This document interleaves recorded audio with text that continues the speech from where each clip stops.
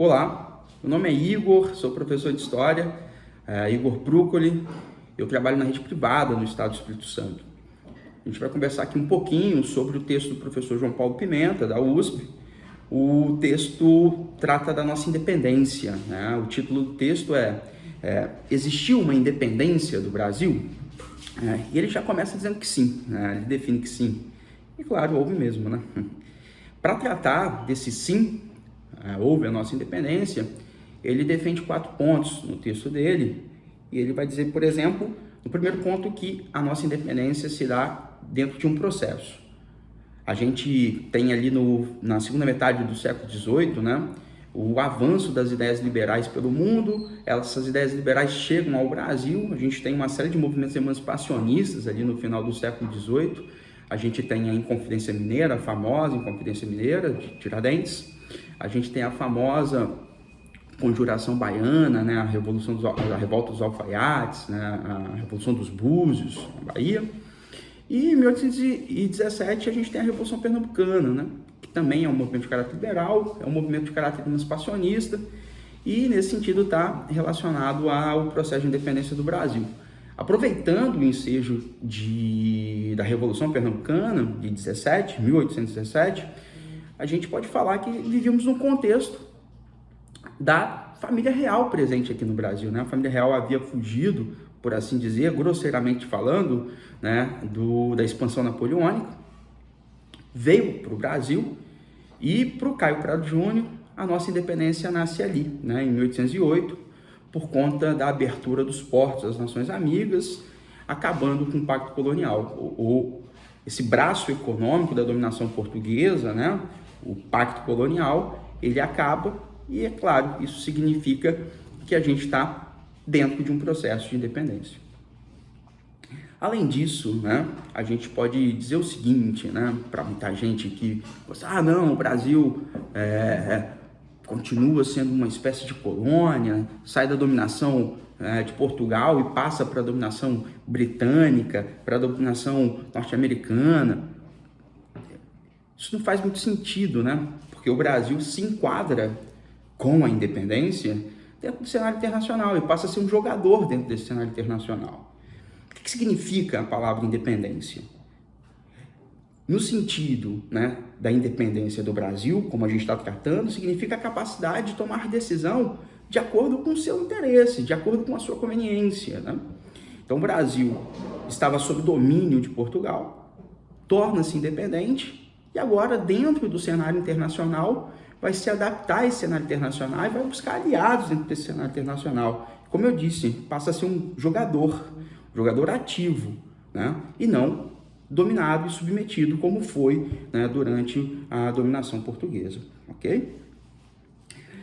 Nesse momento, a gente pode fazer uma brincadeira bacana com os nossos alunos, que é o seguinte, né?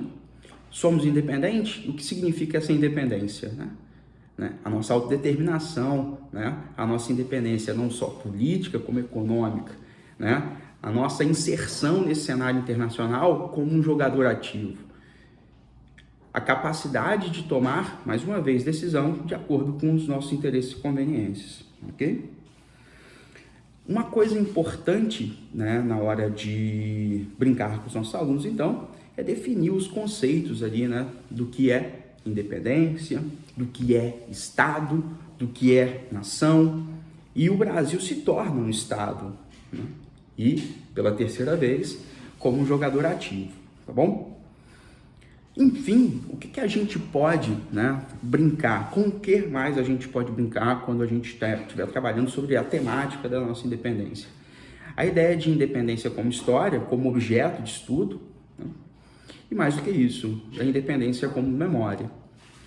Se fala muito que a independência do Brasil foi feita de acordo com as conveniências e interesses daquela elite, né, que massacrou o rico para ficar rico, o pobre para ficar pobre. Existem vários sujeitos dentro da luta pela independência. Então, existem os brancos, existem os pretos, existe a elite, existem os pobres, né? Existem aqueles sujeitos que estão dentro do centro, né, das decisões, no Rio de Janeiro, por exemplo, mas existem, por exemplo, lutas importantes pela independência na Bahia. Nossa independência não foi exatamente uma independência pacífica, né? Existem personagens não tão badalados, né, mas importantes na luta para a ratificação da nossa independência. Então, é bacana nessa discussão a gente deixar claro isso para os nossos alunos, né? Os sujeitos que estão envolvidos na luta pela independência, como que essa luta se dá. E aí tem uma brincadeira interessante para a gente fazer com os nossos alunos, é o seguinte: construir um mapa de luta, guerra mesmo, guerra de independência, que foram feitas em algumas localidades do Brasil para confirmar a nossa independência. Bahia, por exemplo, né? A gente tem o episódio do navio Palhaço lá no norte do Brasil, na região do Pará, né? Na luta pela independência. Então, a gente tem guerra na Cisplatina, né? Dentro do processo de independência.